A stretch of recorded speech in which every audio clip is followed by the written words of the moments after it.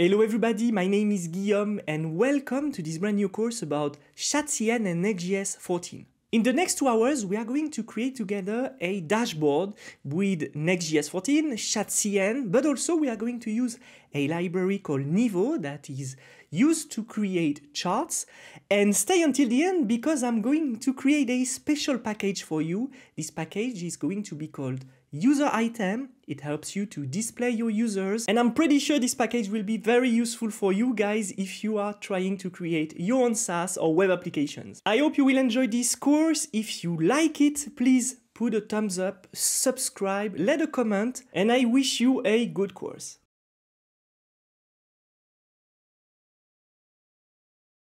Welcome everybody into this new course where we are going to create together a dashboard using Next.js 14 and ChatCN. Of course, we are going to use other libraries, but here the main library that we are going to use, it's ChatCN UI. So for those who don't know, ChatCN UI, it's a library that you can use actually to create dynamic components, dashboards, playground, forms, etc., etc. So we can see here that we've got an example that with ChatCN we can create this entire dashboard that we have here. So of course I'm not going to create this dashboard that you got here that you can copy paste directly. I'm going to use ChatCN to create my own dashboard to get a different result at the end. And we are going to combine this with Tailwind CSS. And of course, you can grab this dashboard into the comments, into the description of the video where I'm going to give you the repository. All right, so the first step is to create a project which is totally empty, a Next.js project. And here, if I open my terminal, I arrive here and I got nothing else actually than Next.js 14 with Tailwind CSS that I already created.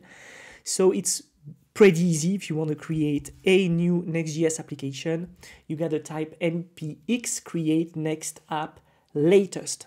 Okay, so it's done. What I want to do is to click here on get started. And I'm going to go here on the top on installation. So if I go on Next.js, we can see here that we've got the full actually tutorial to install everything. So here there is the step to install your application. So I installed it with TypeScript, Tailwind CSS, and ESLint. And then down here there is this command that I didn't run yet, and I'm going to run this command. So npm ChatCN UI latest, so I'm going to click here on npm, I'm going to get back to my project, and I'm going to type enter. And so from here, I'm going to have some questions to fulfill. So here I want to install ChatCN UI to the project. And here, the first question that we've got, it's the style. So ChatCN UI is giving you different style. I'm going to take the default one. The base color, it's going to be for me the neutral color. If I want to add the CSS variables for colors, I think so, yes, I'm going to say yes. And then it's going to install ChatCN, then I will have here the dependency and stuff. Immediately, if I come back to the project, I got these components.json that we got here with actually the configuration of ChatCN here. So we've got here the schema, which is on an URL. Then we've got the Tailwind config, RSC and TSX on true, and we've got the alias where we can go grab the utils and components. So let's take a look at components. I'm going to go here on components, and for now it's empty. But if I go on lib and utils, we can see that we've got some code that has been written. We're gonna let it here because here ChatCN will need that to work with Tailwind. And on my application right now, I got nothing else than the starter pack of Next.js. Okay, so if I go down here, I can see that I can add some fonts also. I'm not going to do it for now. And we can see that we can extend the font family directly through Tailwind. And then here we've got the example of the folder structure just after we are going to install the components, because ChatCN didn't install by default all the components. What we're going to do is running a command every time to install the component we need, and we will get access to the code after. So here we will see that we will have a folder called UI with all the components inside this UI folder, and of course the libutils that we saw. So if you want to know every component that are available, you can go here. We've got all the components, basic components that we would retrieve in any components library.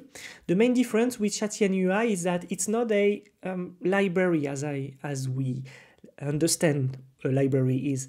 It means that we didn't install Chatien with all the components. We have to install manually every component. It has a lot of advantages. The first advantage is that it's going to take our project lighter and we will be able to get hands on the code. Okay, so if I come down here, we've got an example and we can add here the button. So here, of course, I'm going to use the button. So I'm going just to copy paste this. I'm going to get back. I'm going to open my terminal again and I'm going to run this command npx Chatien UI at latest add button. So I'm going to type enter, and what's going to happen is that you can see here that on the UI folder I got the button.tsx, and if I go to look at it, look at this, it's amazing. We've got here all the code of the button, so we can use directly the button inside our UI. So I'm going to get back directly here on my home page, and I'm just going to return here a div, and it's going to be a hello div. There we go. And I'm going to run the project. So I'm going to type yarn and yarn dev. It's going to install entirely the project, and after that we will be able to visualize our Next.js Chatien project directly inside the browser. So, which is really cool is that we've got this button that we will be able to call everybody everywhere else, sorry. So here I'm going to type localhost 3000. And there we go. So we got hello up here. So I'm going to go down and we can see that I can import the button. So I'm going to come back in here. I'm going to close this and I got an empty project for now. So what I'm going to do here is to type button, and we can see that I can grab the button of Chatien and I can put it directly inside here. And after here, I can put my button. So I got the click me option. And if I come back to it, we can see that we've got the button of Chatien that has been added to the project. Okay, so it's really cool. Now, if I want to have some options, what we're going to do all along this course is to come back to the section of the component we are looking for. And here we can see that we've got different styling here. We've got the code. Again, that's what we saw. And we can see that we've got, for instance, here variants. So this variant here will help me actually to change the style of the button. So I'm going to zoom here, I'm going to unzoom, I'm going to zoom again, there we go. I'm going to come here and add my variant outline, and we can see that my button changed, the style of my button changed. Of course, we can see here that we've got other examples. So we can turn the button into a secondary, a destructive, outline, ghost, link, icon, with icon, for instance. We've got a loading state. So if we look at the code of the loading state, which is cool, is that we got this disable, and we've got also here an icon coming from Lucid React. We're not obliged to use it, but it will be very useful. So you understand that we install Chatien, and now we are going to install every component every time we would need one. So this is the basic we are going to use to create the whole dashboard. So there's a lot of elements that we're going to use. For instance, here there is a calendar. We are going to use an avatar. There is an alert, for instance, etc., etc. You got to understand that I'm not going to use every component that is here. It's just a course to show you how to create your own application using Chatien and to create at the end a dashboard that you will be able to use. So here I'm going to use some elements, not every of them, but which is cool is that every time you need an element, you can go to the components part and grab this element. It's as easy as this.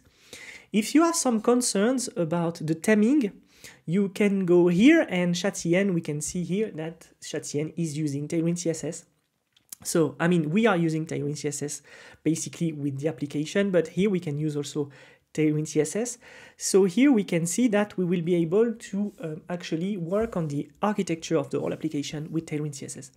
For the dark mode, we got here the option to install Next themes that we can use also. We can use the CLI. So the CLI, we installed it. There is some typography options that we can look at. So here we got on the titles, on the paragraph, on the code. It's a whole package of style that is already provided by the whole Chat.cn UI package. There is also the Figma. So if you do some design and you need to use the basically all the components and all the team of Chat.cn, you can go directly here using the Figma. Okay, also if you are looking for some example, again, you can go here on the top, and please, if you can, go to the GitHub here, and please add here a star to the package, because this project has been elected the best project on GitHub this year, last year in 2023. And it's clearly an amazing project that will be very useful for a lot of you, a lot of front-end developers. So please go here and add a star. Another library that I'm going to use, it's Nivo.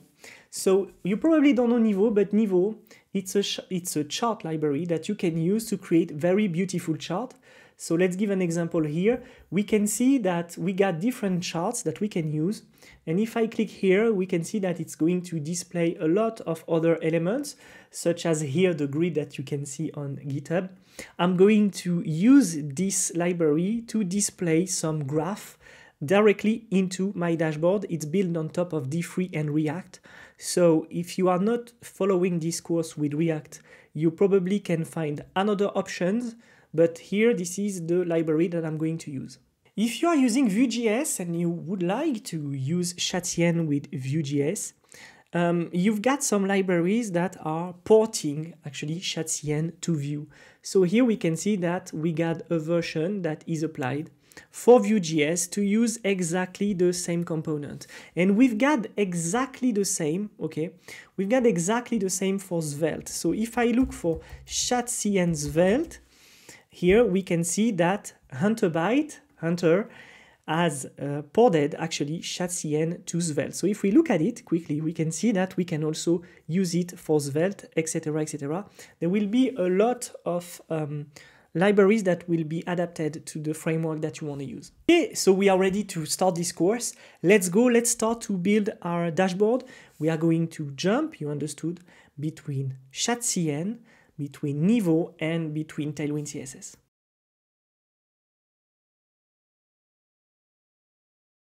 All right, we are back on our project, and immediately what we're going to do is to go on the layout. I'm going to let everything like this. And what I would like to do before working on a context or whatever to externalize all of this is to create a first component. And this component, it's going to be my sidebar. So basically, I will have a sidebar, a header, and then I will have also a body where I'm going to display all the children. So for now, until the moment I decide to work on the authentication and on the context or whatever, I would like to put some skeleton to my application. So I'm going to create immediately a sidebar.tsx component, and I'm going to use here sidebar here with hello, and I'm going to call it sidebar. Okay, so I got this sidebar right now, and I'm going to come back to the layout, and I'm going to put my sidebar just here. So we can see that we can import the sidebar, and if I come back to the project, I'm going to update, we can see that I got the sidebar and the button that is here. Okay, so at first, what I would like to do is to just work on the size of the element. So basically, my sidebar here, it's going to take by default 300 pixels, okay? So I will have my sidebar with 300 pixels, and I would like to have a border on the right, okay?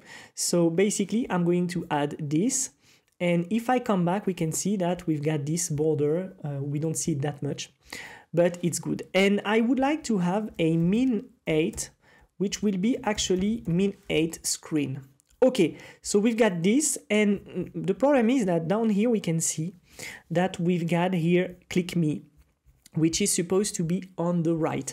So what we would like to do here is we can keep this here, this class name here, inter class name. And here I would like to have my sidebar and my children next to each other. So I'm going to use flex, item center, and justify between. So when I come back to my app, we can see that my button is totally on the right and then my sidebar on the left. So what I want to do here is to wrap my children here, there we go here. And then I would like to have as a class name here with full 8 full. That's what I want to have. So when I come back, we can see that we have here the button that is on the middle. So it's not actually item center, but it's item start. And when I come back, there we go. That's what we want. We will see later that this sidebar will need to be fixed, but we are going to come back on this. Okay, so now that I get this, I'm going to come back to the sidebar and I'm going to focus exclusively on the sidebar for this course. So this sidebar has for now a width of 300 pixels, a border here, and min H screen. I'm going to add some padding to it, and here I'm going to add a padding 4 to start. And let's have a look. We can see that we've got the sidebar moving in here. So I'm going to inspect this element. And here we can see that we've got the padding 4 that has been added here, and we are good. Okay, so 300 pixels, let's take a look at it. It actually doesn't take exactly 300 pixels. That's the thing, because here we have a 206. That's a problem. That's not what we would like to have. So basically, padding 4, it means here, and I'm going to zoom a little bit because otherwise you're not going to see it. Padding 4, it means 16 pixels. So if I go to padding 1 here, it's going to be actually nothing. 1, it's going to be 4 pixels. So 1 is 4 pixels, 2, it's 8 pixels, 3, it's 12 pixels, etc., etc. So I'm going to keep on padding 4 to be on 16 pixels. And we can see here that it's supposed to be 300 pixels, but it's not. So let's have a look at it. It's 259. So I'm going to take min width and here 300 pixels. So I can add this, and suddenly we have the real size. We have 300 pixels here that has been deployed. Okay, so we've got the sidebar here, and what we would like to have in this sidebar, it's 3 parts. I'm going to explain. So I'm going to have here the user part. Then we want to have the menu. So I'm going to add the menu. And at the end, we want to have something like settings or probably notifications or whatever. Okay, so we arrive here and we've got these 3 elements. However, we would like the menu to take all the 8 and the settings and notification at the bottom. So what I can do here is to use flex call. So I put some flex between my elements. And here on the menu, I can add a class, and this class is going to be grow. So suddenly we can see that menu take all the 8 and is pushing actually the settings and notification to the bottom. Okay, so suddenly we can see the menu is taking all the 8, and I'm going to add probably some background to see it. We can see that menu is taking all the 8 with settings and notification. So that's what I want, because here I'm going to have a lot of items. So I'm going to come back. I'm just going to remove that. And let's focus now on this user part. And on this user part, I want to create a new component, a basic component here that I'm going just to make myself. So it's going to be UserItem.tsx. Okay.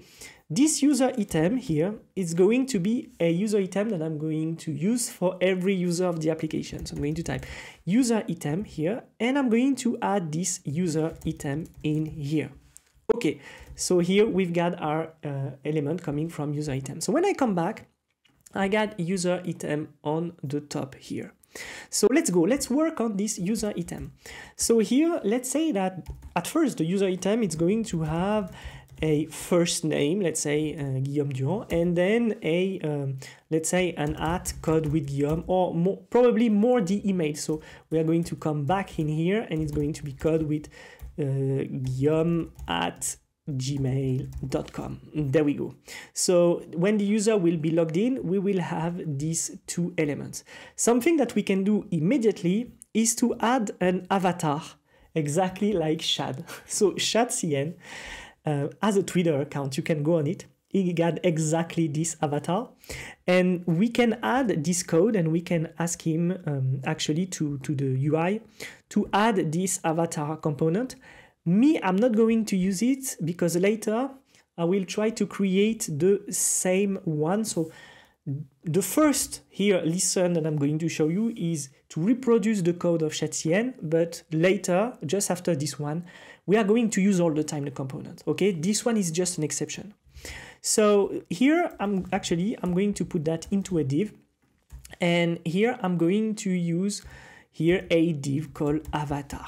Okay, so this avatar here will be rounded full at first. We'll have some 8. So remember here we can add some size. So if I had actually 8, yes, there we go. And here I'm going to have BG green or BG emerald 500, emerald 500. Here we should be good. So when I come back, I got this little round here. I'm going to add probably some width. There we go.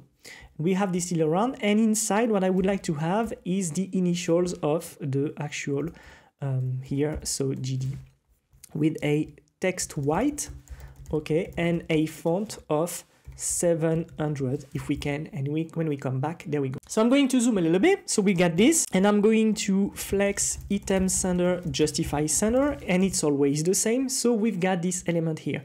We are going to wrap them next to each other. So I can go back here on the top, use flex item sender, justify sender, and I want to have a gap of 2. And suddenly we've got these 2 items here. But we've got a problem. We can see here that we don't take exactly the min width and min weight. So I'm going to use min width and min height, and we should be good. Okay, that's the first step. We are going to continue. Here, what I'm going to do is to add a border, and I would like it to be rounded, and I would like it to be rounded 32 pixels. So 32 pixels is probably too much. I'm going to add 16. And if I show you this now, it's because you can use the system of Tailwind with the numbers, or you can use between brackets the numbers that you want. So here, if I use rounded 8, we can see that it doesn't work because here it's supposed to work with XL, LG, etc. So here I'm going to use actually my own, and I think it's going to be 12 pixels. 12 pixels, it's a bit too much. I'm going to add 8, and we should be good. Then I'm going to add some padding into this. So I'm going to type P, and here I can add P4, and if I come back, we can see this. So we can see that we've got a big problem in here. First, we've got probably some too much padding on the top, and we've got those elements that are too big. So I'm going to lower them. I'm going to come back here, and I'm going to type text 16 pixels, and here I would like to add font bolt, which I can use also. So when I come back, we've got it in here, and here I'm going to type class text 12 pixels, and I'm going to add a text neutral 500. So as you can see, every time I type, I actually use IntelliSense of Tailwind CSS. So if I go to IntelliSense Tailwind CSS under VS Code, we can see that it helps me to actually find the colors of Tailwind. I'm not obliged to use them. We're going to see after there's also a package for ShadCN.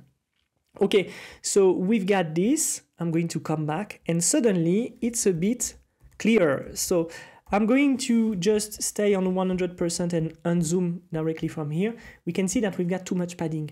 So I'm going to remove this, going to get back. And if I go here, we can see that I got a PX2 that I can add on the size, and actually a P2 on every size.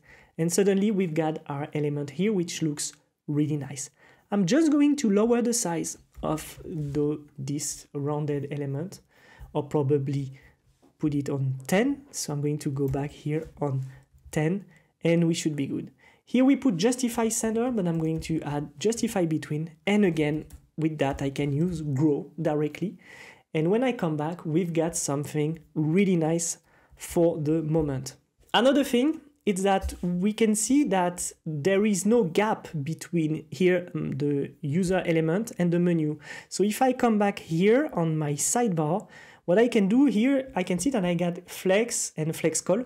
So I can use gap here, gap 2 or gap 4 to put some space between my elements. So if I inspect immediately, we can see here that we've got these yellow lines, and those yellow lines are showing me the gap between the element, and it's more clear. Okay, this was the first element. We are going to continue to add a menu to our sidebar.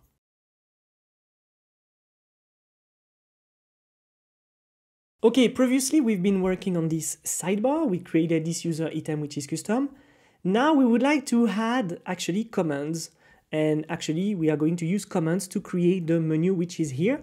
Because if we look at the preview, we got something really nice down here. Inside directly this input, we got the command here, and we've got the command input here. So if I come down here, we can see that we can add the commands. So we're going to add the commands directly and see how it looks like. So I'm going to stop that. I'm going to use add command, and suddenly it's going to install every component that we need to add these elements that we are going to use inside the sidebar, which is very useful. Okay, so I'm going to reuse that. And here we can see that we've got here the grow menu, etc., etc. So I'm going to use here this whole list of elements because I would like to have almost the same. I say almost because on most of the examples that we got here, we don't get exactly this. Okay, so the input, let's import it also. The command list, let's import it. The command empty, we import it. The command group, we import it. And the command item, we import it also. So we got here the command separator missing. Okay, let's come back to the application and let's see how it looks like. So I'm going to run it again. And we are supposed to have all these elements that we got here, which are very useful. So we got calendar, search emoji, etc., etc. So here there is a search. I don't think I would like to have the search. So I'm going to remove this and I'm going to remove the input. And I don't care. I got my elements that are here. Okay, but we miss here. We can see that we are missing the icons that we got here. So we can see that here in the description, we've got the calendar, the icons, etc., etc. So what I'm going to do, instead of having all of this, I'm going to create up here a menu list. So here it's going to be a static element. So here it's going to be menu list. And this menu list is going to take the model, okay? So we can see that we've got a group. So here I'm going to add a group. And here it's going to be a group called general. So here in the heading, we're going to have general. Then on the items, okay, on the items, what I'm going to have is it's an array. And in this list, I'm going to have a link. So here I'm going just to put the link. So when we will click on it, we will call the router to move to this path. And I'm going to add, I'm going to add a text. So we're going to have this. So the first one is going to be profile. And then after I'm going to have, for instance, billing. Let's say we're going to have billing. There we go. Then probably before we can have another one called inbox. Okay. And after that, we can have another one, which will be logs, for instance. And at the end, I would have another one, which would be no, we're going to create another group at this point. Okay, so we got this. And what I want to do is to copy this general group. And instead, I'm going to have settings in here. So here I'm going to have general settings. Yes, general settings. There we go. After that, here I'm going to have privacy, for instance. And at the end here, I would like to have notifications. So later I will come back to every page to put my slash in here. Maybe it doesn't make a lot of sense to have notification here. Probably I would like to have it in here, and logs should be probably into the settings. There we go. Okay, so now I got all these elements. what I can do is just to remove this. Okay, and even I think I'm not going to put the separator, probably after. Yeah, here the separator we will see. So here I'm going to type menu list, and I'm going to map for every element. So I'm going to close that just after at the end. So we're gonna have this. And here is going to be menu, which will be of type any for now. And after this, I'm going to have my key, which will be a number. And I'm going to put here, we can see here the key directly here. And we should be good. What I want to do is to return this element, okay? So here what I need to do is to remove for now the element that we got here. I'm going to go to the bottom for you to understand clearly what's going on. And on the heading, I'm going to use here what? I'm going to use actually the menu.group. So menu.group here, menu.group. So the name is not really accurate, but it's going to be enough for now. And here on the items, what I want to do is to loop again. So here it's going to be menu.options, and I'm going to do exactly the same. So I'm going to put here my element, and instead of having menu and key, what I can do is to put option, and here option key. And as a key, here I can put my option key, and we should be good. And instead here I'm going to put my option, so I will have my option, and later I will come back to put a link into it. So here I'm going to update menu.items.map, and here we should not forget that we would like to have option.text. So when I come back, look at this, we've got something really nice: profile, inbox, billing, notification, general settings, etc., etc., that we can use. Now let's come back, and we can see here on the top that we've got icons that we can use directly in here. So I'm going to look at Lucid React. So if I want to look at the icons provided by Lucid, I'm able here to grab all the icons, because if I look at my package.json, I already got Lucid React icons in here. So I can come back, and next to every element, I can add an icon. So here, if I look to profile, I'm going to type enter, or probably user. I think user will be more accurate.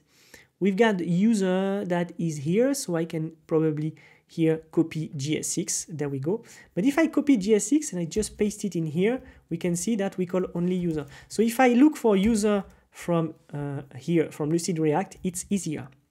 So here I can put the icon, okay, and the icon is going to be my user. So now I can come back down, I can put my option text, but I can also put my option.icon, which is here. So when I come back to the app, we can see that I got my two elements here, and I'm going to do this for every icon that I can find. And finally, here is the result. We've got the icons, and then we've got the text here. And if we come back to it, let's take a look. We display here the option icon. Here I added some custom CSS directly to the command item. And here I added a style overflow visible, because here it's supposed to be for the command bar, but I'm going to use it in here. So there is a 8 that is resigned here. So we've got all the elements. Probably, as you can see here, we would like to add some cursor pointer. And I'm showing you all of this because I want to show you that chat.cn as a design by default, but you can overwrite it directly in here or directly inside the component, because here I'm doing it in here. But if I come back here to the command, I'm going to go down here, we can see that we've got access to the full code.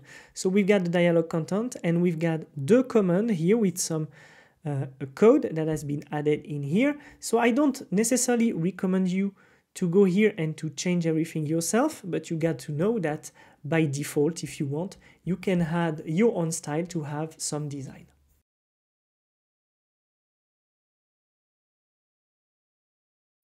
Okay, it's time now to add a header to our application. So I'm going to directly go to my components, and I'm going to add a header.tsx. So me, I'm using my own snippets. So here basically on your snippets, what you can do is to add your own configuration to see your code. And I got a snippet that I called encomp, and every time I type encomp, look at this code, I'm going to just add directly this template here with the name of the file. So this is a classic configuration of VS Code that helps you to go faster. So I'm going to go here, and if you look at what I'm going to write, encomp, here we can see that we created this JSX component with header coming from header.tsx. So this is the first tip that I'm giving you now. Now, another tip is that there is a Chatcn UI here package for VS Code that we can use, created by Suel Macad, that helps us to actually directly download.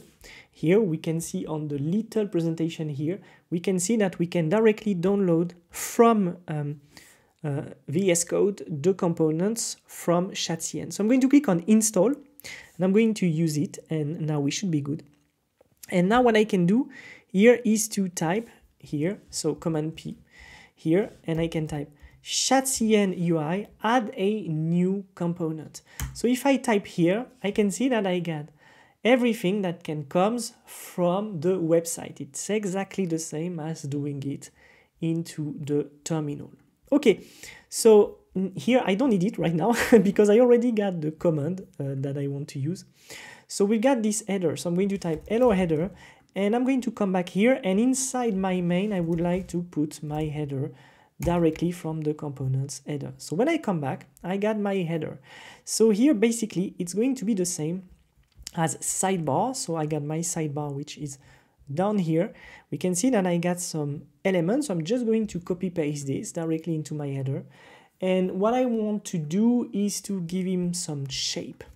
So I'm going to type here flex. I don't want to have a flex call, and I don't want to have a specific height or width, but I would like him to have some space. So I got my hello header here, and what I want to do is to come back to my main page, which we got in here. I'm going to type home page down here, and then we should be good. Okay, and here on my header I would like to have a border on the bottom. So remember, we would like to have the border on the bottom, but the thing is that here we can see that we've got the home page at the bottom and the sidebar is moving. Yeah, there is an overflow. So what I would like to do basically is to have my sidebar fixed. So if I go to sidebar here and I type fixed in here, what's going to happen is that it's going to be fixed, but the content is going to actually be totally on the left. So I need to move the home page from 300 pixels. But the thing is that after, we're going to have trouble in responsive design. So we are going to come back to it after. So what I can do is to type here PL, so padding left, 300 pixels, which is exactly the size of my sidebar. And we can see that suddenly I can scroll here, but the sidebar doesn't move. This is exactly what I want. Okay, so I got my hello header. We can see here that I got widthful, heightful. Here what I can use, and I'm not going to use flex all the time because I want to show you a lot of things, is to use the grid. So if I use the grid here, I'm gonna have here my hello header, which is down here, and we've got my element here. So I'm going to look at this and remove here my min 8 and my border, and my gap I'm going to let it for now. And we've got our header. However, the header, we would like it to be fixed also. Probably we are going to do it after. First, we are going to come back in here. Okay, so remember, we've got this command bar, which is really sexy. So let's come back to the top. We can see that we've got this search bar with everything down here. So you know what I'm going to do? I'm just going to probably use the whole code that we've got in here. So we can see here that if I press G, I got this as a dialog, which is really sexy. This is not necessarily something that I would like to have. Here I got this full command bar demo. So I'm going just to copy paste this whole command bar demo and just going to come back to it in here. And I would like to do something specific, okay? I'm going to keep this code here, but later I would like to come back to it. So I'm not going to insert this command down here. I'm going to use it directly as my own component, so as a command.tsx. And if I put command.tsx as a name, it's for you to continue to follow. So we've got everything in here. So now I can close and just have the elements that I want. I got my header and I'm going to use command coming from where? Coming from command demo. There we go. And when I come back to my app, I got suddenly the search bar that is taking the whole stuff, and I got the options down here. And if I type calendar, I arrive to calendar and stuff. Of course, you understood that I don't want to use this. I'm just going to use the command bar as a demo. So what I'm going to do here is just to come here. And the comment list, I'm not going to display it. Actually, I'm going to display it only, okay, if it's open. Okay, so I'm going to type this open, and there we go. And here I need to create an open, set open, which will be a user state as a boolean, and it's going to be on false by default. So I gotta be careful because here it's a client component, so I need to use client on the top. And when I come back, I got this beautiful sidebar, which is here. However, it's too big and there is some shadow. We will need to come back on the design after. So here, what I want to use, it's not flex, it's grid. And I'm going to use grid, and I'm going to use grid calls too. And when I come back, I got the bar that is taking all this space. And on this one, I'm going to use another space in here to add something else. And I think what I would like to add up here is probably a notification icon. So if I come back here to the button that we already created, we can see that we've got the option here, button with icon. So if I click on button with icon, we've got this down here, login, etc., etc. And we've got this element in here. And we can see that I got a simple button. And this simple button is going to be for notification. So exactly as we got here. So I'm going to come back in here. I'm going to use button. And here instead, I'm going to use bell. So here I got several icons. I'm going to use bell icon, for instance. And when I come back here, we can see that I got this beautiful icon in here. So I'm going to use here class, flex, item sender, and justify. And for now, we are going to stay on this. And later, when I will be able to work on that, I'm going to come back on this. Okay, so now I'm going to add a lot of text, and I would like to have up here is probably to have some design that are corresponding on the left and on the right. And also I would like to remove here the shadow, because I got up here this notification bell, and probably I'm going to add some other elements later, but it has to have some coherence on the style. Right, so what we would like to do is probably to put the command bar here with less shadow. So what I can do is to come back here on my command demo, and I guess it's going to be here on shadow MD. We can see that I can remove my shadow MD, and suddenly we've got this. And suddenly it looks way better. We can see that we've got here our search bar that doesn't do anything for now. And we've got up here this notification. Now we would like to have some drop down. That's what we're going to do in the next lesson.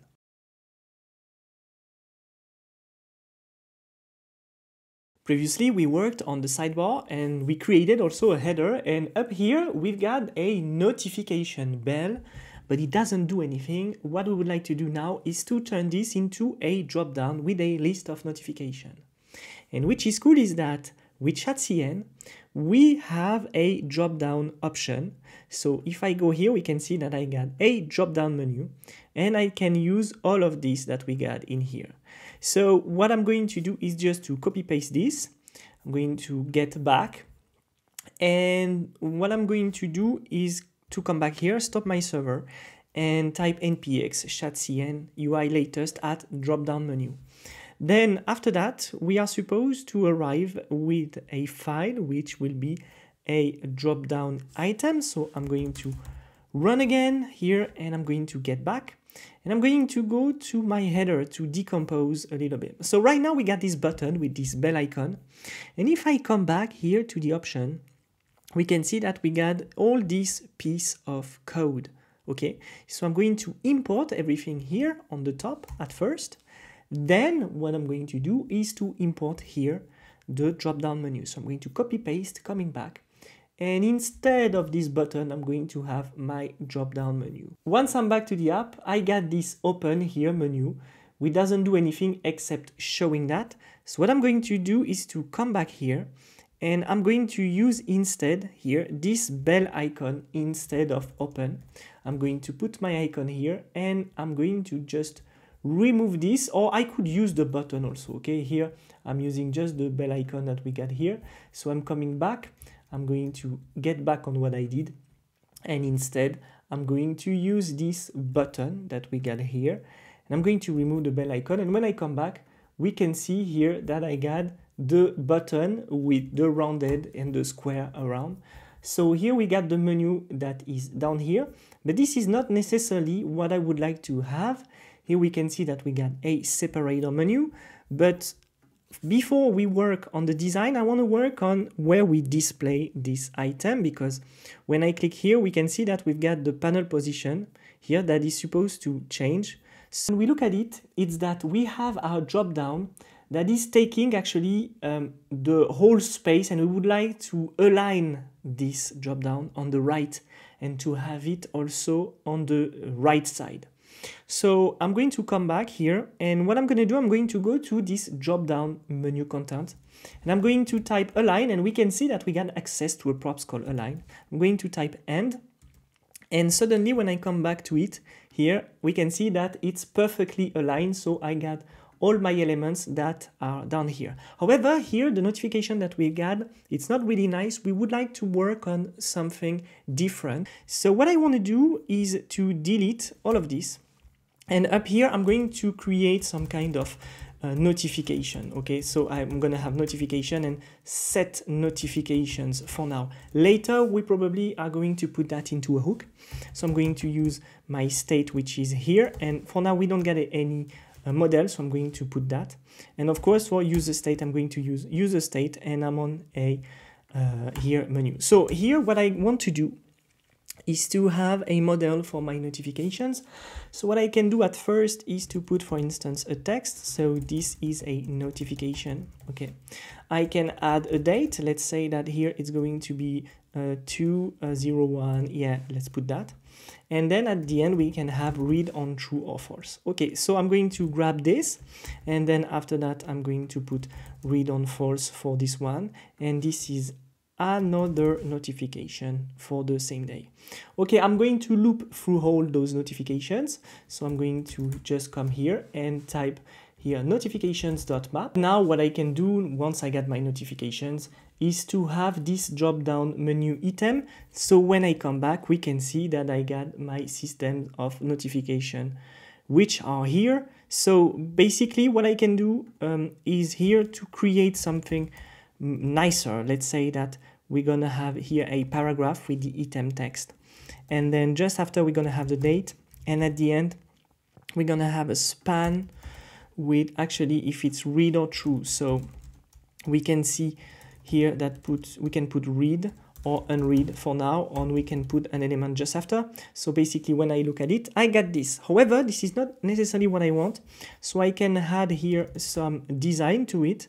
I would like to have, for instance, a bit of padding, okay, and I would like also to have a cursor pointer when I pass on it, and on hover, I would like to have a BG, for instance, a neutral, let's say 50, and a transition.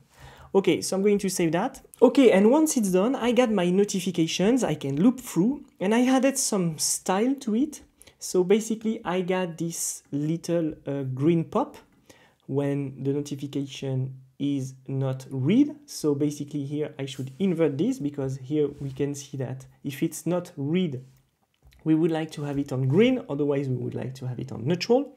And then I'm showing the date and then the text. So you see that inside my drop down menu item that I get on the top, I'm actually displaying my elements there. And if I come back to the app, this is the result.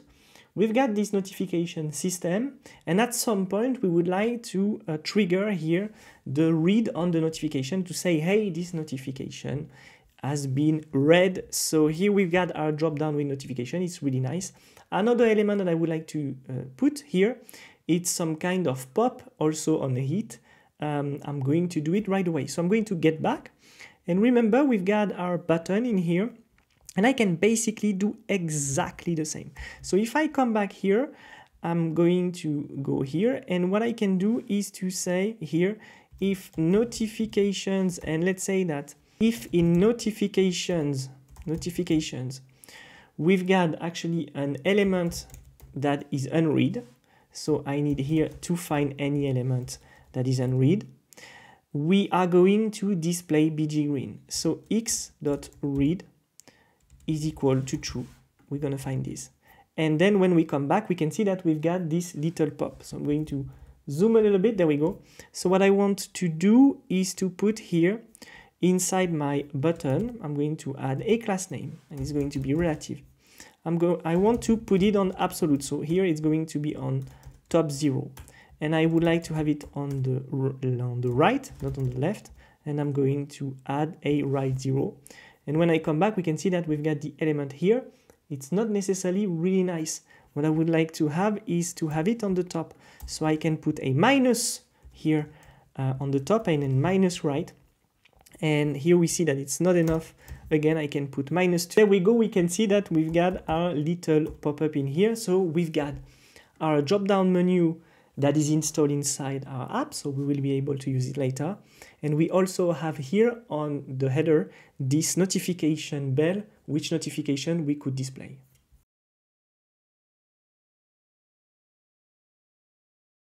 It is time for us to work on our home page because it's definitely empty. And we would like to have a very beautiful dashboard. And for that, we are going to put charts on them. And we are going to use cards, and we are going to continue to use Chassis and UI components. So if I go to Nivo, remember, we are going to use Nivo. It's a D3 library that is used to make data visualization. So we got a lot of options with it. For instance, we got this beautiful map on the world that we could use to display some elements. And when we pass our mouse here, we can see that we can use the elements. Also here we got this beautiful graph. And let's say that the first card we would like to have here, it's this element that we got here. So what I would like to do is at first to install Nivo. So on the GitHub, I can find the command. So yarn add at Nivo core, Nivo bar, for instance. I'm going to get back. I'm going to stop my server. And I'm going to use this Nivo core that we've got here. So here, for instance, we have the definition. But I don't want to use the bar. I want to use the Nivo bump. So I'm going to put here Nivo bump instead. And it's going to install to my project the Nivo core that will be used. So once it will be done, we will create a card. And this card will be dedicated to use this element. Okay, so I'm going to type yarn dev. And to work a little bit on this architecture, I'm going to talk to you about how I want to put some arch on this project, okay, on this folder. So here I got components. I'm going to create a dedicated folder for cards because I'm going to use these cards directly inside my home page here, okay? So this first card, I'm going to call it general.tsx, okay? Doesn't make any sense for now. Probably I'm going to come back to it, but here it's going to be the first general card. I'm going to type ncomp, and here I got my first card. So I'm going to get back, and I'm going to go to page, and here I'm going to have a specific behavior for this page. So I'm going to come back to it later, but here at first I'm going to call my general card, which is here. I'm going to delete this element, and I'm going to have my card. So what I want to do immediately is to use all the code that I got in here and that I can directly use into my elements. So I'm going just to copy paste, okay, all this code. I'm going to get back, and I'm going to just inject instead this whole element directly in here. So we can see that we got a specific behavior. So I'm going to use it here on the top. I'm going to save that. And here we see that we don't get any data. So I need to grab the data. And here I got a lot of data. If I want, I can click on roll the dice.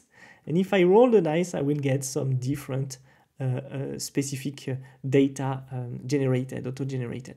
So I'm going to copy paste also all this code, and there's a huge part of the code. And there we go. So here, let's say that we are going to receive data as a prop, and we are going to return the component which is here. So I'm going to put the data down here. Of course, this data, it's going to be used as an example. Later, we will be able to fulfill our own data. So I'm going to type data is equal to this huge object. And actually, this huge object, it's supposed to be an array instead of a use object, a big object. So I'm going to come back to it and I'm going to clean it because otherwise it's messy. And we should be good. Okay, we've got the big object which is here. We need to transform here this into a JSX component, which is the force actually of React. So I'm going to type return and I get my full element here. And we can see here that we've got some command. Make sure parent container have a defined 8 when using responsive component. Otherwise 8 will be 0 and no chart will be rendered. So you gotta be safe with that. If no chart is rendered, it's probably because you didn't use any 8. So I'm going to go down in here and I'm going to use what? I'm going to use my responsive bump that we got here, and we need to inject some data. And of course the data is going to come from here for now. Probably later it's going to come from either as a props if you want to, or either we are going to fetch the data and get it directly here. Okay, so if I come back and I try to update my page, probably I will get nothing. Why? Because no data has been rendered. So what I want to do here is to define some width and 8. So I'm going to type width full, and as a 8 I'm going to put, for instance, a 400 pixels. And suddenly, look at this, there we go, we have all our element. So be safe here, you need to pass the props, and here I'm passing the data props, or you can put it directly into the component. But this is really nice, we got a very nice element here. So what I would like to do is to put that into a card. So of course, which is cool, is with Chatcn, we've got here a beautiful card that we can use. And this card here has a behavior that is looking a lot like the design we have right now. And this is why we've built this design until now. So I'm going to come back and I'm going to install this component card. And of course, this component card will be very useful in the future because we are going to use it everywhere. So I'm going to come back here, I'm going to stop that, and I'm going to add my component card, and I'm going to wrap this element inside this component card. So here we can see that I got this element here, so I'm going to just get back, and I don't want to put too much code into it. I'm just going to use card, and probably I'm going to wrap it into card content, because I see here that we've got a card content, but I don't necessarily know it yet. So I'm going to just use card instead. And if I come back to it, I should have something wrapped. So my chart should be wrapped inside the card. And there we go. We can see that the chart has been wrapped. So what I would like to do here is probably to put a card content or a card title. So we can see here that we've got a card title. So if I look at the code, here, down here, we can see that we've got card header and card title, so card content. So I'm going to do exactly the same. And I'm going to wrap my element inside of it. So I'm just going to copy paste this, going down here, and I'm going to use the card content here as a closer at the end. So I will be fine. So card title, card header is missing. I need, of course, to import them. So card header, then card title, and card content. Card content. Ah no, I already got card content. Okay, so I got everything that I need. Card description. Okay, so I'm going to put card description down here, card description, and we should be good. So instead of this, I'm going to put here analytics. This week, I'm going to put this week. These are the results of this week. For instance, this is an example. So when I come back to it, I suddenly got this element. However, the problem is that I didn't put a full width and a full 8 to here, to this element, and we are good. Okay, the last thing that I want to do is to come back to my page And here we see that this is the home page. So probably later I will change it. What I want to do is to come back to the layout. And here, remember on the layout, we've got a grid and we've got a padding left and padding right. So what I would like to do is to wrap these children here into a div. And in this div, I would like to add some padding to it. So remember, 1, it's 4 pixels, 2, it's 8 pixels. So if I come back, we can see that I got some element. So here I'm going to look directly to the padding that we've got. And here we can see it's 1.5. So if I go to computed, we can see 8. What I would like to do is to have 32 pixels. So basically I'm supposed to add 8 and we've got 32 pixels, and probably it's much better. Here we've got something really nice. So we can see that unfortunately the padding is taking everything. So instead of having this, what we would like to do is to have some calculation on the full width, okay? But before, I need to remove this width full that we got here, because right now we have this. And look at this, suddenly it's fine. We are definitely good on this. So when I come back to it, we can see that we got a very nice padding that will be applied to every page. Then I want to come back here and I would like to create some bento, like some space between elements. So I'm going to create here a grid and grid calls to, and I'm going to wrap inside this grid my general item. So suddenly we've got this. However, the problem, we can see that we've got some 8. So we need to come back to it and probably add more 8 to it. And this is going to be a problem. So I'm going to put some 8 like this. I don't have here the need to get the full 8 of my element. And suddenly we are good. So we can see that we got this graph, but the graph is looking better with a better 8. And we are good. We've got this very nice element, not very seenable, but that's all right. Okay, so we've got all the basis of our graph here. I'm going to add more cards here. I'm going to fulfill a little bit the space because here it's too little. If I would like to, I could change the whole behavior of my graph, removing some elements, the axis, etc., etc. I can do it if I look at the here on the niveau tester. We've got a lot of elements that we can use. You can see here I can play on a lot of elements, the outer padding, etc., etc. And here we see that it's way better, so probably I'm going to use it. This is why I love this library, guys, because it's really easy to use, and I can also work on the colors, as you can see, which is really cool. I can work on the lines actives, etc., etc. We can custom that later, but now we got the first card of our dashboard. Let's pass to the next step.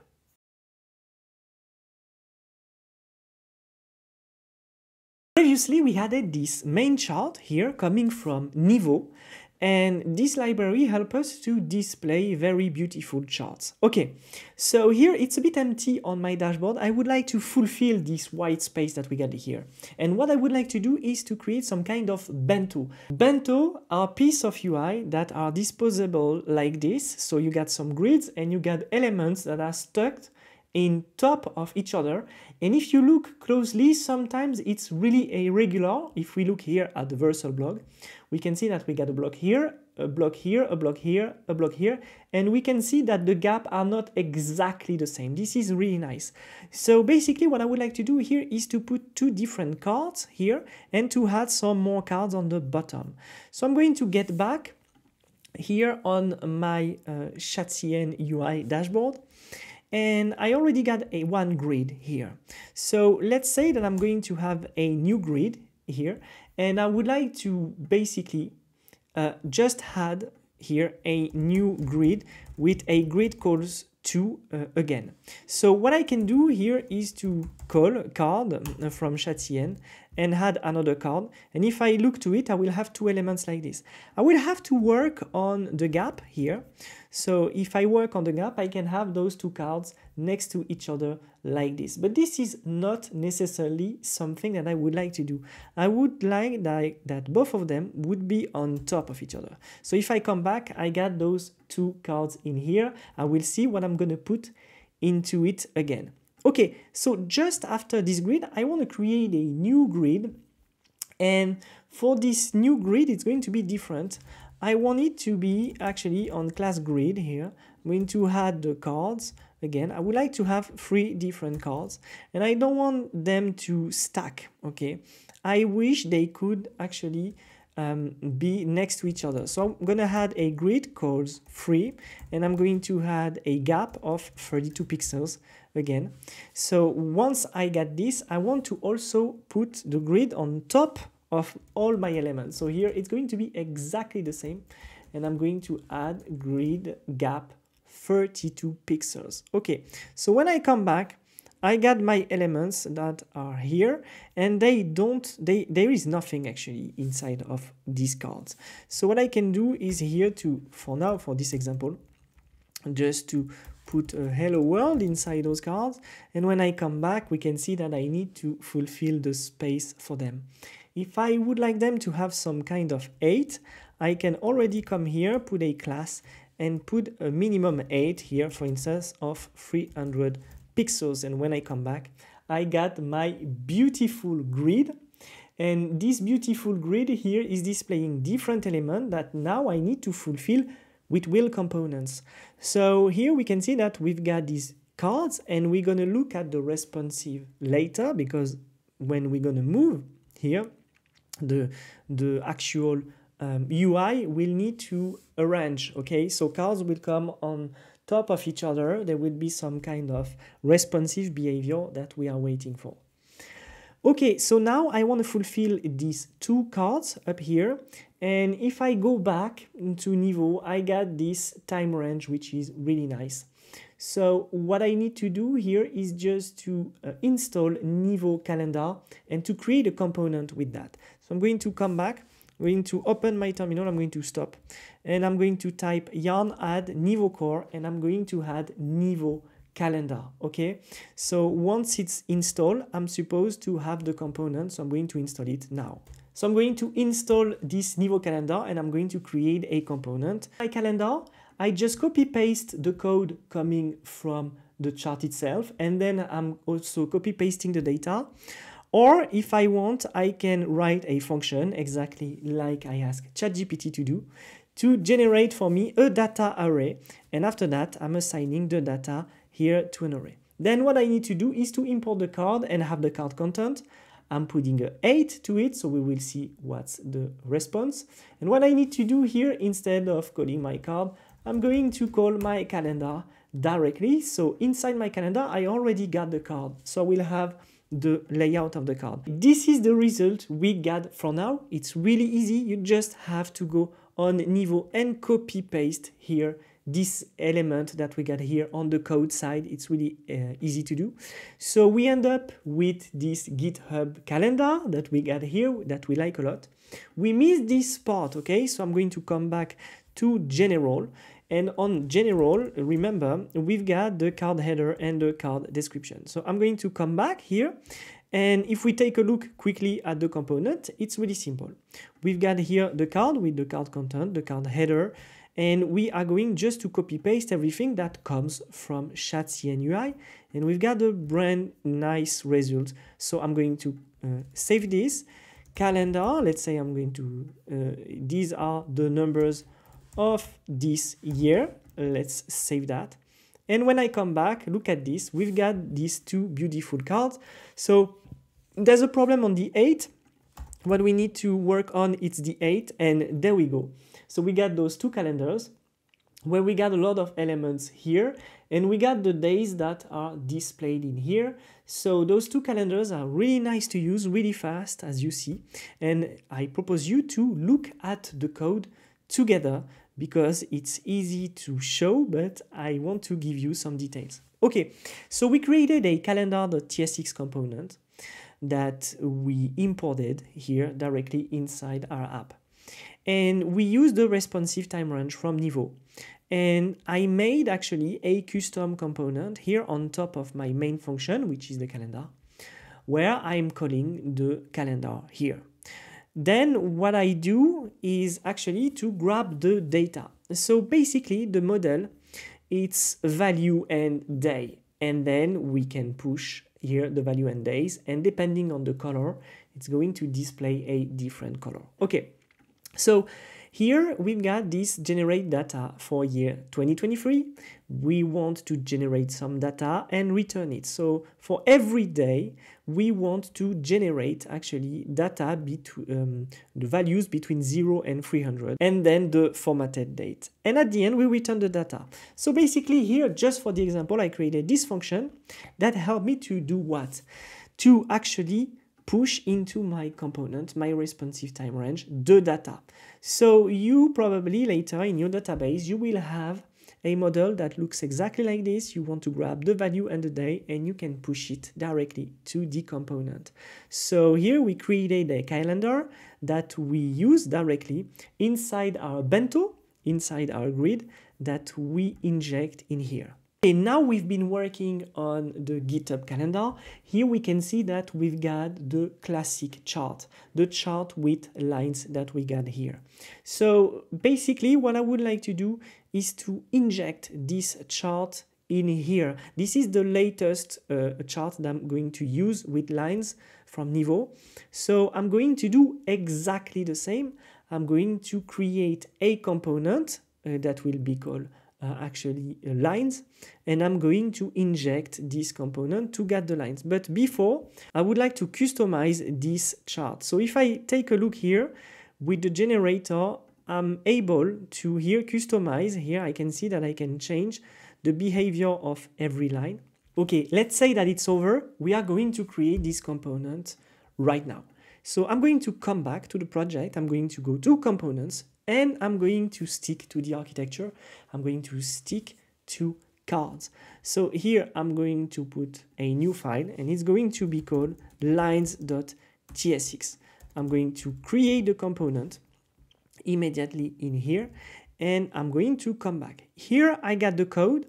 What I'm going to do is exactly the same as before. I'm going to grab the code, and I'm going to go here on the top, and I'm going to turn actually this element coming directly from Nivo into a JSX component that is going to return, it's going to return exactly the component itself. Okay, so data here, it will come from any, and we've got here the Nivo line that we need to install. So again, what I'm going to do is to come here and to type npm install Nivo line. I'm going to copy paste the data, and now I need to wrap my element inside the card from chat.cn. So I'm going to just import the card from chat.cn.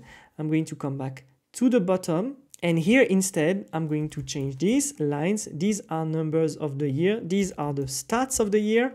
And exactly here I'm going to push the data and my responsive line. Back to page, I'm going to remove this, and I'm going to call my components lines, which will be the first component in here. I'm going to rerun again my application. And there we go. We got something that doesn't look really nice. We need to customize actually everything that we have in here. So if I come back to my responsive line, probably on this one, I don't want to have the legends. So I can probably remove the legends, and I can load again. If I want, I can remove also the margin. I can remove also the legends.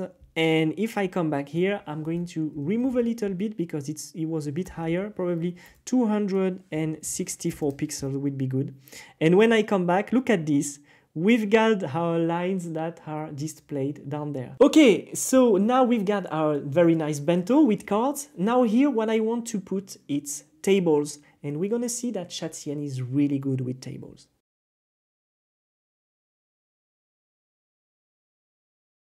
We are building our dashboard, and we got still 2 spaces that are empty. Here we got 4 graphs here that are really nice.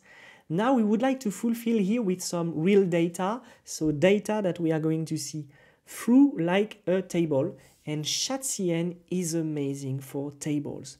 So previously we installed chat.cn, and we saw that we need to import every component to the application we are coding. It's not automatic. chat.cn is not a library. So here I want to import the data table. So here we got the table component, which is the first component that we are going to insert in here. But also we have another table which is called data table. And we can see here that there's a difference between both of them. One has filters, the other doesn't have filter. So I'm going to start with table. And what I want to do at first is to install this component table, of course. So I'm going to close everything here, and I'm going to add my table directly to my UI, and I'm going to type yarn dev, and I'm going to take a look quickly on my UI because I got my table, which is here, and we've got a full component here that is playing the role of a table. So we got tons of code, and we export at the end the table. Okay, so here, let's say that on my card, I would like to add a table.tsx, and I'm going to call it table.tsx for you to understand that this is where is the table. Of course, if it's going to be a table about users, you can call it users table, whatever, but here is just for the example. Okay, so I got my table. I'm going to call it table component, so I don't get any problem. And we can see here that we've got the full code of the table. So I'm going just to copy paste, okay, the example of Chatien, and later we will be able to loop through these elements and to fulfill the data we want. So if I take a look at it in here, I can have the full code which is here. So I'm just going to copy paste this full code so it will be better. So I can come back here, either I start myself, either I use the example for Chatien. Okay, so now I got my table. I want to put it into my UI. So remember, we've got this card here. So inside my card, I would like to put my table demo. So if I type table demo, we can see that I can import it, and we should be good. So now let's come back and let's look at it quickly. So I'm going to update my application, and suddenly we can see that we've got the table that is taking all the space, and we've got everything here. So I'm going to come back, and I need to fix at first the 8, but also the padding, because here I didn't put any padding. I'm going to put P32 pixels, and there we go. We've got our elements here. So the problem is that here we've got a huge issue on the terms of height. So to avoid this kind of issue, we are going to limit the height of the entire grid, which will be to 300 pixels, okay? And I'm going to put an overflow hidden. And what I want to do is just, I can now remove this and I come back.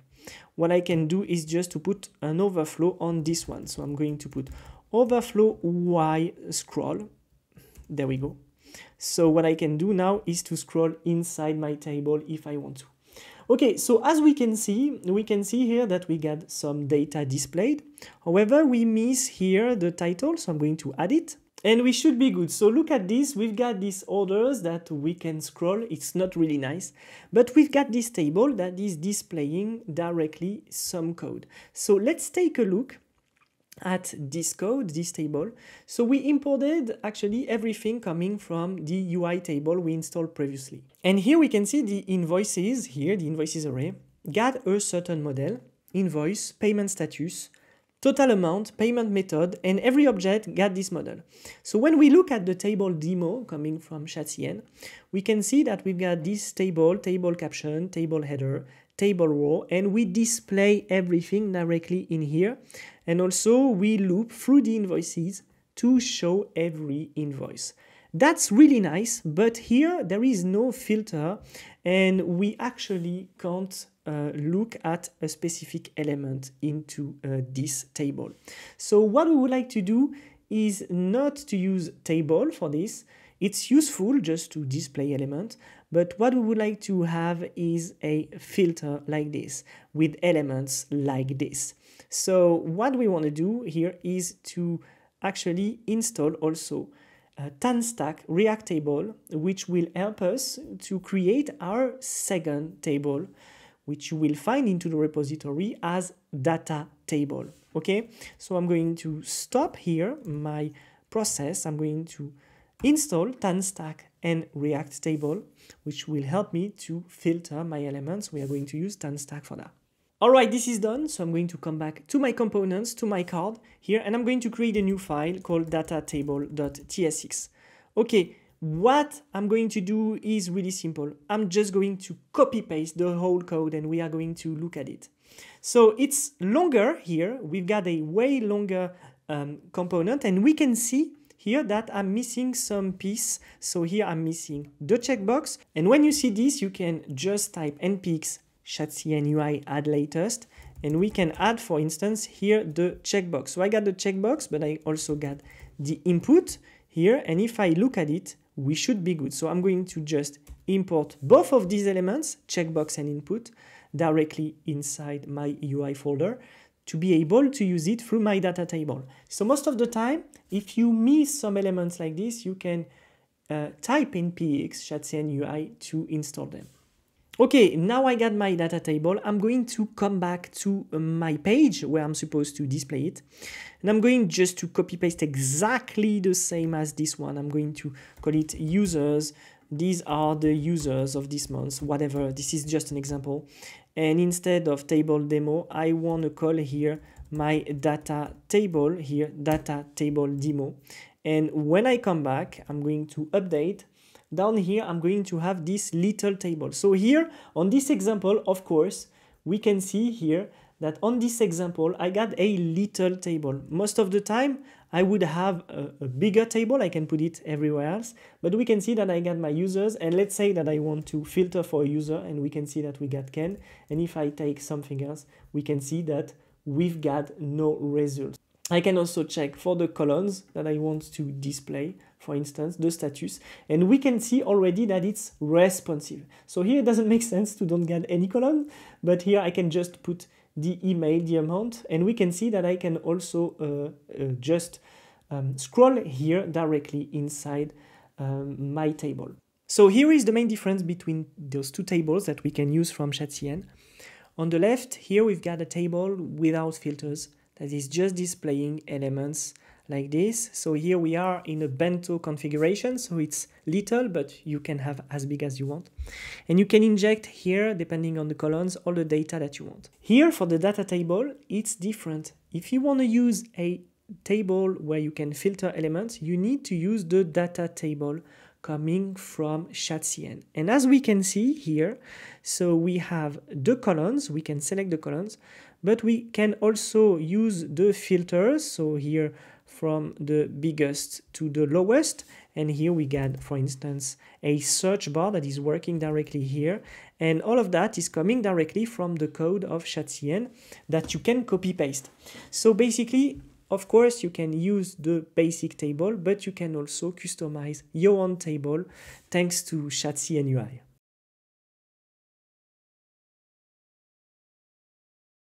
Okay, previously we created this sidebar here and we put a padding left of 300 pixels, so we can have actually this part fixed and this part scrollable. Okay, we are going to start to fix this. I'm going to show you a better way to implement this. So what I'm going to do, I'm going to remove here this padding left 300. However, we can see that here everything collides because I got the sidebar that is fixed. I'm going to come back to the sidebar and I'm going to keep the fixed here, but I'm going to remove the border and min H screen and the P4 also. So I'm going to come back here and suddenly what we got is the sidebar element in here. So let's come back because we are going to come back to the sidebar just after. And I'm going to wrap my sidebar inside here. Inside what? Well, inside the border here and min H screen P4. And what I want to do, this is here that I want to put my min width of 300 pixels. And I'm going to put here a BG red 500 to show you that it's going to take the whole sidebar. So when I come back, look at this. We finally got here the sidebar that is next to the element here, and when I scroll here we see that it's not scrollable. So here the sidebar here need to be fixed a little bit, and we see that the padding on the sidebar itself, it's not probably the best option, so I'm going to remove it, coming to the sidebar here and add my padding in here, and we are good. So now we miss something. We miss the min H screen because we also want to have a min H screen, And there we go. We've got our sidebar that is on the top, and we've got the settings notification that we didn't do yet that is down here. So as you see here, what we did, we fixed the scrollable thing and the padding that we've got here to get actually the sidebar fixed inside a component that is not fixed itself. But when we scroll, we can see that here it works, it's fixed. So now what we want to do is to work on this sidebar also as a responsive element. So what I want to do is at a certain point of the life of the application, when I move there, we have a lot of problems, okay? It's not responsive at all. So let's work at first on the sidebar. What I would like to do is to hide this sidebar when I'm on a certain point. So here I'm going to put here my elements. So I'm going to have MD flex and hidden under MD. So the result is this. We've got the sidebar at a certain point. And when we arrive down here, we don't get the sidebar anymore. And it's probably too late. We would like to hide the sidebar really earlier. So when I come back here, I can move. Something that we can see here on this chart is that we've got a margin, and we can sometimes see that we've got margin everywhere else on any other component. So if I come back to my general component that we got here, and if I look at my responsive bump, which is actually the actual component, we can see down here that we've got some margin. So most of the time, when you are going to work on these components, you have all the props you need to act on their CSS, on their behavior. So if I come down, I can remove this margin, okay? And when I come back, suddenly we see that the chart is taking the full 8. So we see that some elements disappeared in here, and here it's not a problem for me. But if I want to work again on the margin, what I can do is instead changing all of this. So let's say that I'm going to put 10 everywhere, and we're going to see what's going to happen. So if I put 10 everywhere and I come back, we can see that I got some size inside the element that is pretty nice. Okay, so I like it this way. Probably I should do exactly the same for here, up here, this calendar. So if I look at the calendar, we can see here that I got some space, which is put some padding on the bottom and on the top that I could remove if I want to. However, here we can see that it's part of the card behavior. So I'm going to let it like this.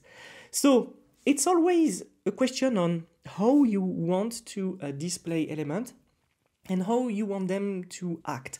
So me personally, I'm going to let this calendar like this, but here on this chart here, I needed to change its behavior. Okay, so if we look at the responsiveness of these tables here we see that we've got a problem. The problem here is that our charts are either too big for the cards, or the cards don't behave the right way. So what we need to look at is at the CSS and to determine which is the problem. Here, the problem is my card. So I'm going to just open here my table as a responsive, and I'm going to grab the elements just here. Okay, so let's debug quickly. Here, if I look at my card, we can see that my card don't have a overflow hidden. So we can see I got just here BG card. I'm going to zoom a little bit. I'm going to just put it down here. It's going to be better. If I put an overflow hidden, suddenly we can see that the cards here just respect the width of the container. Okay, so we can see that this BG card here is probably coming from Chatien. So what I want to do here is probably to have this as a result. So we're going to come back to it just after. So I'm going just to remove this. I'm going to update again, and here the CSS reset. So I'm going to go to global, and to my global.css down here, I got some CSS. So what I'm going to do here, I'm going to add the class. I'm going to overwrite the class, and I'm going to put overflow here, hidden, important. Okay, I'm going to save that. Let's come back and let's see if it solved my problem. So when I come back here and I'm going to put that in here, it solved my problem, except that here my graph has to readapt to the size. Okay, so it's another issue here, and if we update, we can see that we finally got the graph without the legends. So probably we would work again on the margin to get the legends. Down here, we've got some elements which are here. And what we could do also probably is to hide here Monday, Friday, and just put the calendar this way. Okay, first we are going to fix this line item down here. So I'm going to come back to my page. And if I come back to my page down here, we can see that we have, let me look at this, calendar here, and we've got grid calls free. So if I put a LG in top of it, it's just going to appear on the LG part. So when I come back, suddenly I'm going to update again. Here, when I come back, we can see that I got my cards here in the right order. However, I don't have the elements just after, because here I got my 8 at 300 pixels.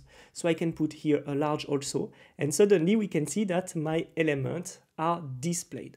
Okay, this is not really perfect, but this is how we work on CSS. So here I got my charts that I need to fix. I'm going to try to fix it up a little bit. I'm just going to update again, and here we go. It looks a bit better. What did I do? I just work a little bit on the margin that we have here. On the right, I added 60 pixels to have at least here all the legends that I can display or not if I don't want. And then here I got every label for every line that I got in here. Also, what I did is on those cards that we got in here, I just added some space on the bottom because it was ugly. And I still got the opportunity here to look at the data. However, remember, we put the overflow hidden on the card, so now we can't scroll anymore. I'm not pretty sure that here we would like to scroll inside those cards. It doesn't look really good. Instead, here we would like to have just some elements. It's up to you to display the elements that you want, but don't do something like you have to scroll inside the card. It's not really nice.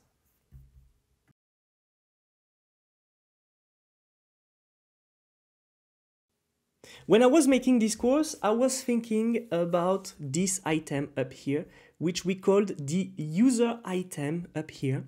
And I showed you how to create this user item. However, I had the idea to create a special package for you, and I did it. So welcome to UserItem.dev. This is the package I created for you that is not inside ChatCN, but this is a package to display users. Because probably later into our app, we would like to be able to display other users. And we would like to use this user item that we got here. And I don't want you necessarily to code it. I showed you how to code it. But now you can use this user item that we got in here. And we are going to replace this user item up here by this one. If you go to NPM, you can find this package here called user item with a short description and how to use it. So let's look at it. We are going to install it by typing npm install user item. On React, you will import user item from user item. On Next.js, you will have to use dynamic because probably you want to use it on SSR. It's not the case right now. You can only use it on client. So you will import here on SSR files the item. And then inside your code later, you can use this user item with the title, the description that you want, the avatar URL if you want to have a status online, offline. There will be also a drop-down, but here it's not possible yet because I didn't work on it yet. I have to change this to put it on false. And you've got also the verify option if you want. And you can, of course, trigger the on-click. If you want to know what props you can pass, here you got a list. And up here, you got here on the right, the status if it's ready or not. As you see, drop-down is not ready yet. It's going to come later. So this package is free to use. If you like it, just download it, use it for your Next.js application. If you have the time, go to the description here on user item on my profile. Just put a star on it and you got exactly the same description as on NPM. So let's go, let's implement this package. I am back on my dashboard. I'm going to type npm install user item. It's going to install the latest version of user item. Coming back to my sidebar, and we can see that I got import user item coming from actually the component. So I'm just going to hide this one. And what I'm going to do, I'm going to type import user item from user item. Here, if you are on TypeScript, you can see that you got here a declaration. So to avoid this, you can actually create a custom.d.ts. And here you can type declare module user item to don't get this problem anymore. And what I can do is coming back here and I can just copy paste for now this example that I'm going to change after this course. So I'm going to come back here. You can't use the drop down again. And I'm going to put here my user item with John Doe with the on click. I don't want to have the on click. I don't want to have the verified. I don't want to have all of this. And I'm just going to remove this. I just want to have John Doe and johndoe@mail.com. Probably I would like to have shadow false. So I'm going to put shadow false. And I'm going to remove the old user item that I got on my component. So here I'm going to come back here. I got the user item that I used here. Now I got this better version. I'm going to remove this and let's look at the result. Now I came back, we can see here on the top that we are using my package here. And if I want to, I can put some style to it. So let's say that here I would like to have a border, let's say 1 pixel solid red. I'm going to save that. And when I come back, we can see that it applied the style because I passed the props to this new package. Now we've been working on this user item package. I propose you to create a team member page where we will be able to manage the team members of the dashboard.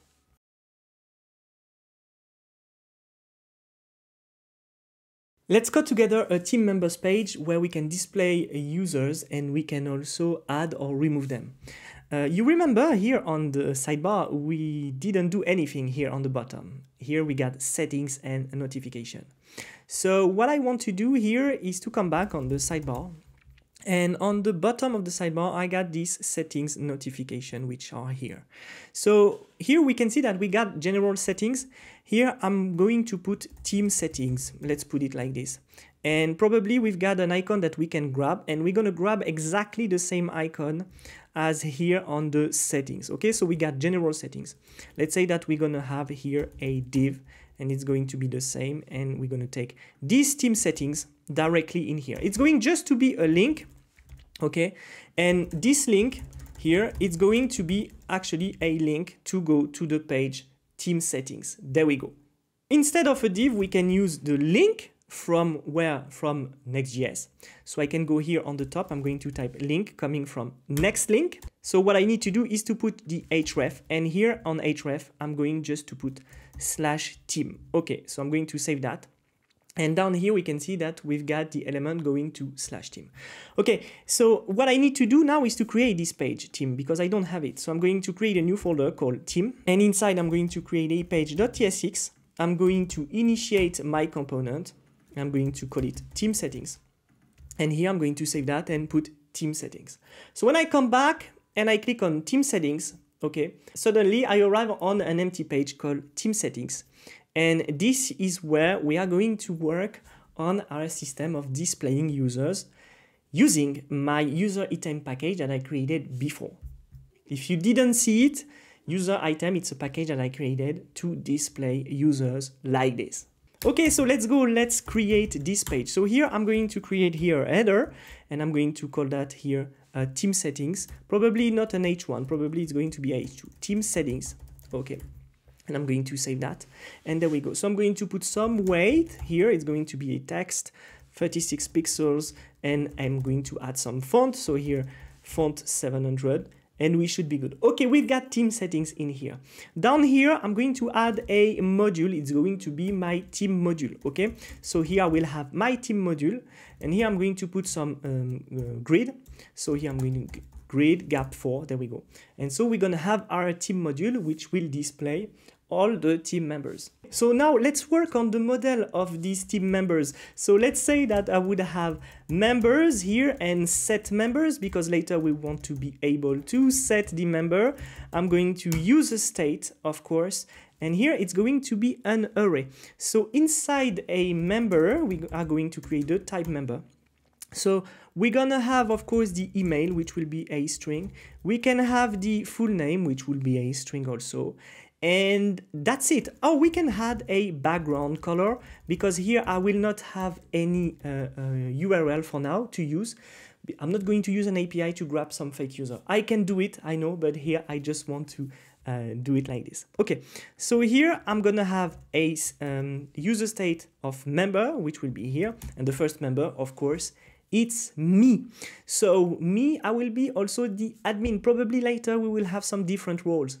So we already know that we need a role, and this role would be of type string. I can also define the roles if I want to here. It's up to you. Okay, here I'm going to add my email. So it's going to be codewithguillaume@gmail.com. There we go. Then I will have a full name, which will be not Code with Guillaume, but Guillaume Durand. There we go. And then I'm going to have a background color. And we can see here that, for instance, I can add white, but white, it's not going to be really good. Something like this, it's good. Then as a role, I'm going to put an admin. Okay, I got my first member. So now what I would like to do? Well, basically, I would like to create a table. Remember, on ChatCN, we used this table component in a previous course. Let's come back to it. We imported this table here that we've got. Here we are really happy. It's taking data directly from an array and displaying it like this on ChatCN. In this case, this is not probably something we would like to do.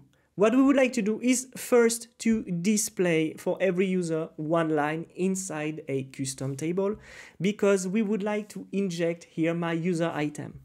There are ways to do it with ChatCN, but this is not the topic of this course. We can probably come back to it later.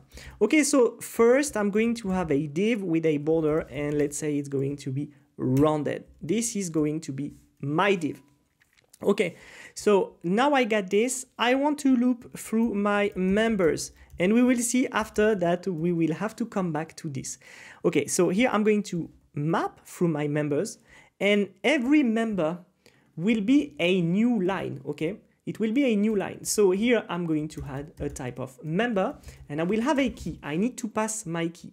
And here it's going to be of type number, not of type key, of course. Okay, all right, so now we got the member, and let's say that we want to display the email. Let's just look at the result. Okay, we've got this. Doesn't take any space, any something special. So what I want to do, remember, is that I can use my actual component, UserItem. Remember, when you want to use UserItem for now with Next.js, you need to import it as a dynamic component. So remember, with Next.js, we need to import UserItem as a dynamic component. And I'm going to take that, going to the bottom, and I'm going to use UserItem here. So UserItem, there we go. And I'm going to pass all my props down here. So here the description will be actually for the email. I'm going to pass here. Okay, so I got my member email. Then I have the prop title that I can use for the full name. So here I got the full name. And I got the props background color here. And I can use the color that I had before. I want to remove this email up here. I want to hide the shadow, so it's going to be shadow false. And I want to remove the border also. So by default, we got the border. Probably I should change all of this. And when I come back, look at this. There we go. We've got our user item, which is here. Let's add other users. And when I come back, we can see here that I got a list of users that are displayed here. What we would like to add is actually some elements here, some buttons to remove them or to add them, and also we need a header. But first we would need to have a line on every element that we got displayed down here. So I'm going to come down, and what I can do here is to use Tailwind CSS for that. And what I can do here is just to add a border B, and if I come back, we can see that every element got a border. However, we've got the problem here of the last border. So how do I do to remove here the last border? There's an easy solution for that. And this solution is just to add here last border be 0. So here last helps us to target the last element. So if I come back here, we can see that we don't got the border anymore. Okay, so remember we've got this user item, but let's say that we would have a button, and this button here would add remove. So button, of course, I call it directly from components UI button. And here we can see that we got remove in here. So this is not what we want. Again, we are going to put flex, item sender, justify between. And when we come back, we've got the button remove here, but we need some padding on the right. So I'm going to add some padding on the right. And here it looks better. We can see the button is big. Probably on Chatien, we have the option to put a lower button. So if I look at the options, I can see also that I got some different variants on the button, which is very cool with Chatien. So if I come back here, I already know that I want to put some variant, and here we got secondary. Or we could have the variant here destructive. Probably it would make more sense. But anyway. Or I can see that I got the variant ghost. Probably the variant ghost is the best. So I'm going to put that. And this is the force of Chatien. We can see that we got predefined styles that we can use. So back here on my header, I can see that I got my theme settings. And then on my div here, I can put actually a new div. And I'm going to reuse the button that we've got in here. So I'm going to put that into a div. And in this div, I'm going to add a new member. Okay, so I don't want to have the variant ghost, probably the variant secondary. Let me look at it. So remember in the command here, we've got this command and command input. I can just grab them and put them in here. So I'm going to just put this command, and I need to import command and the command input. So I'm going to come here, import everything from Chatien that we already installed. And it's going to just filter here. And if I come back here, we've got here type a command or search. So this is not exactly what we would like to have.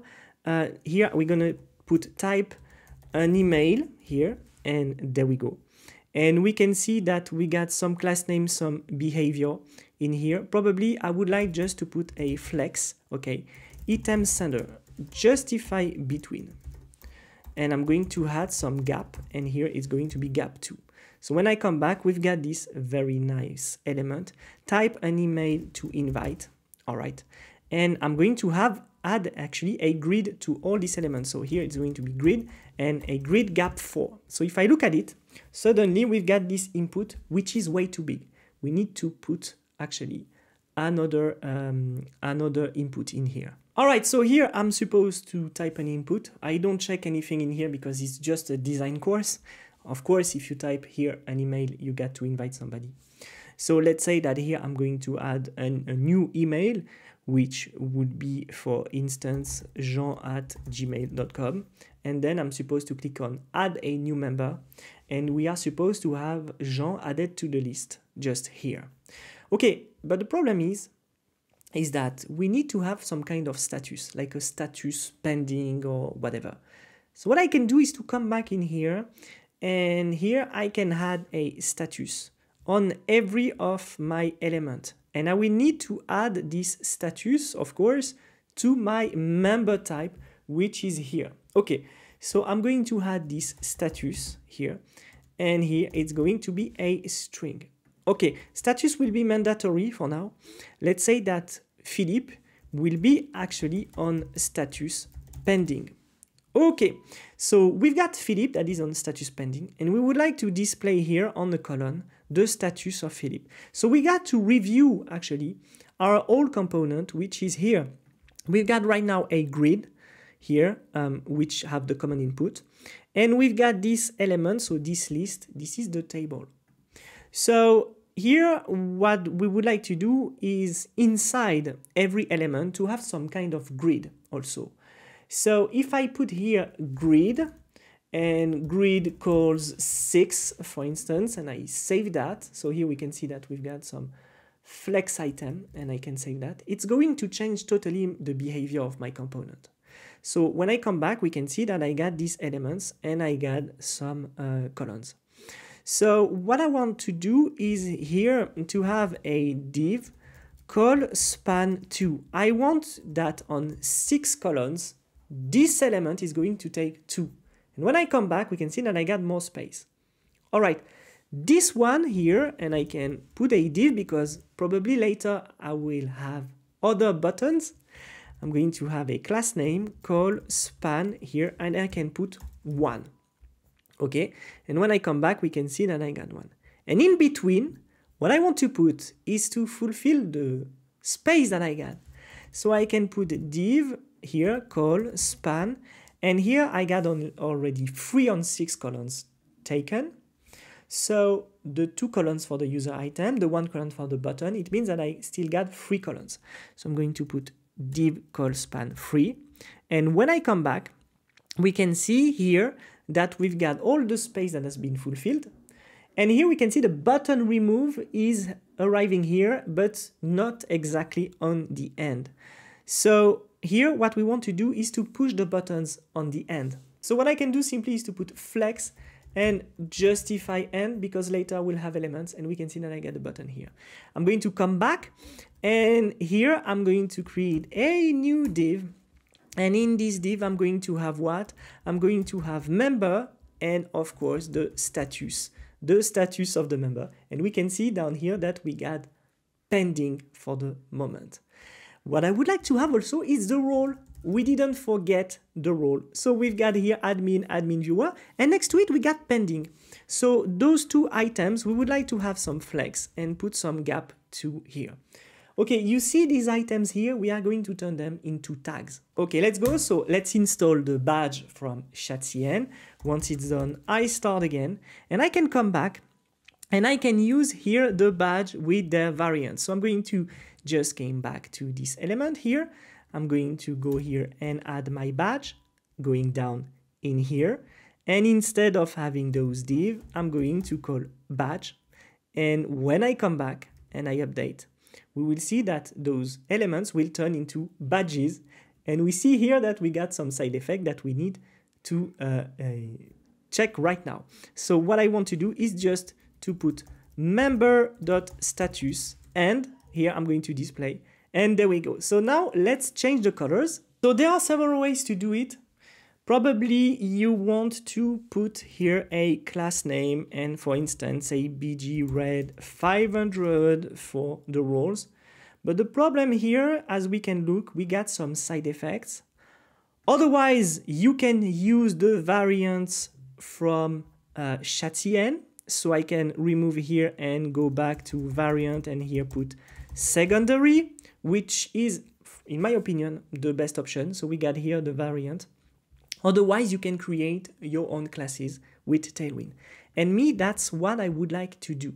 So here we can see that we got admin, viewer as roles, and we got here pending just down here. So what I want to do here is to just customize as much as I can here using Tailwind CSS. There are other ways to do it, but we are going to use Tailwind CSS. So what I would like to do, especially here, is just to put, for instance, the member role. So I'm going to put the member role as a class. And I'm going to do exactly the same here, but for the status. So here I'm going to put the status. And before that, I want to prefix that with tag. Okay. And inside tag, I will have the member role and the member status. Okay. So what I can do now is to go to my CSS, and down here I can put tag, and then I can put the role.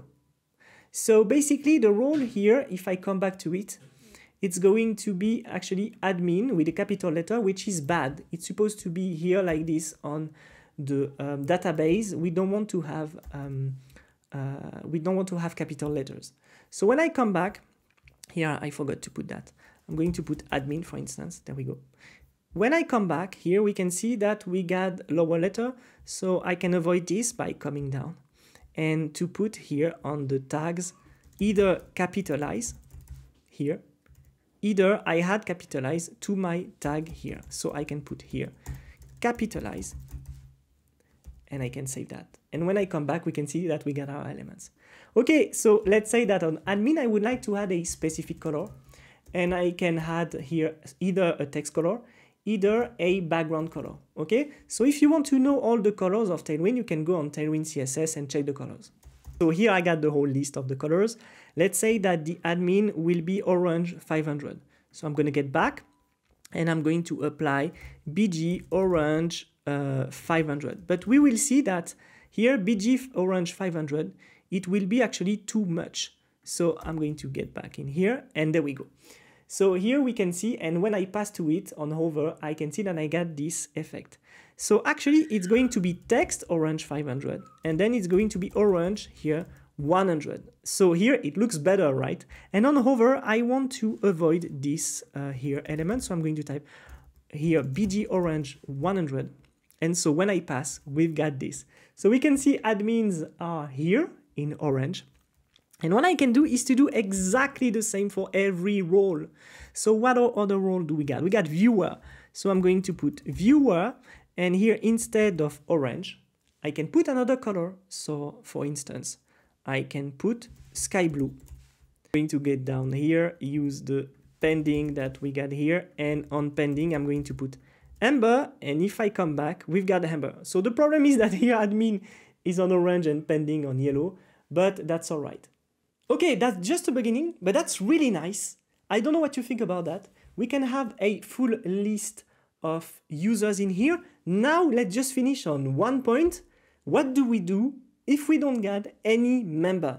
Well, basically it's not supposed to happen, because if you are logged in, you are supposed to have at least one member, which is you.